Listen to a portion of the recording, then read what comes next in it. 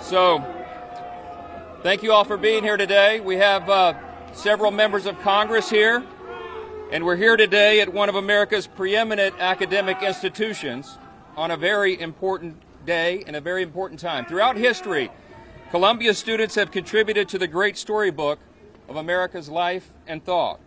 Visionary American leaders like Alexander Hamilton and John Jay and the Jewish leader Gershom Shashis knew the self-evident truth that was at the heart of this country and once at the heart of this university, and that is that we are endowed by our Creator with certain inalienable rights. They should not be infringed.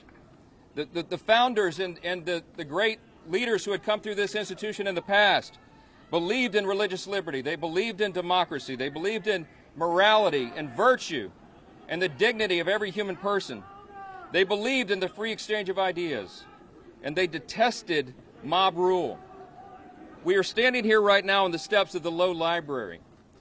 In this very building right behind us, Columbia University once awarded Winston Churchill an honorary degree, and it was Churchill who said, "It is manifestly right that Jews should have a national home where they may be reunited." We believe in that principle. And today I'm here to proclaim to all those who gnash their teeth and demand to wipe the state of Israel off the map and attack our innocent Jewish students this simple truth: neither Israel nor these Jewish students on this campus will ever stand alone. Today, Hamas issued an endorsement statement of the protesters on this campus. They called them the future leaders of America. It is detestable. All of this has to be said because the cherished traditions of this university are being overtaken right now by radical and extreme ideologies. They place a target on the backs of Jewish students in the United States and here on this campus. A growing number of students have chanted in support of terrorists. They have chased down Jewish students. They have mocked them and reviled them. They have shouted racial epithets. They have screamed at those who bear the Star of David. Enjoy your free speech. They've told Jewish students who wear the Star of David to leave the country. And shamefully, some professors and faculty have joined the mobs. Things have gotten so out of control that the schools canceled in-person classes, and now they've come up with this hybrid model where they will discriminate against Jewish students. They are not allowed to come to class anymore for fear of their lives, and it's detestable.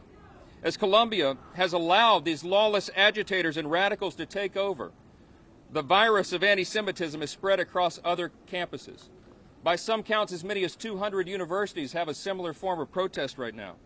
At Yale, a Jewish student was stabbed in the eye with a Palestinian flag, and 45 students were arrested. At NYU, pro-Hamas protesters were shouting from the river to the sea. Anti-Israel encampments are popping up at universities all across this country. The madness has to stop. The madness has to stop. We just left a meeting with students, Jewish students, who told us of the heinous acts of bigotry that they have experienced simply because of their faith. Their bravery is inspiring, much more inspiring than some of the activities we're seeing here. And they should never have to confront such hate on an American college campus. It's such a revered institution. Anti-Semitism has been growing in America, and it's clear why. Powerful people have refused to condemn it, and some have even peddled it themselves. From university professors to public officials, people in positions of authority have denied the horrific facts of September 11, 2001, the attacks on the United States that happened right here in New York City, and they've attempted to excuse or to ignore the barbaric attack of Hamas in Israel on October 7, 2023, where Israeli women and children were savagely raped and murdered, and infants were cooked in ovens.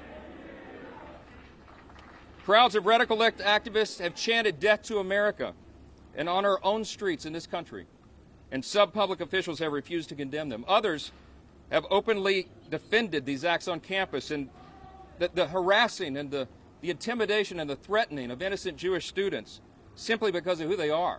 They've called that peaceful protest, and some have even gone as far as calling for the state of Israel to be eliminated. These are words we expect from ayatollahs in Iran, not American lawmakers and not American students. And unsurprisingly, it has given way to threats and violence in a generation of students who feel safe in their own classrooms, who don't feel safe in their own classrooms, or where they live or where they worship. Let me say this very simply.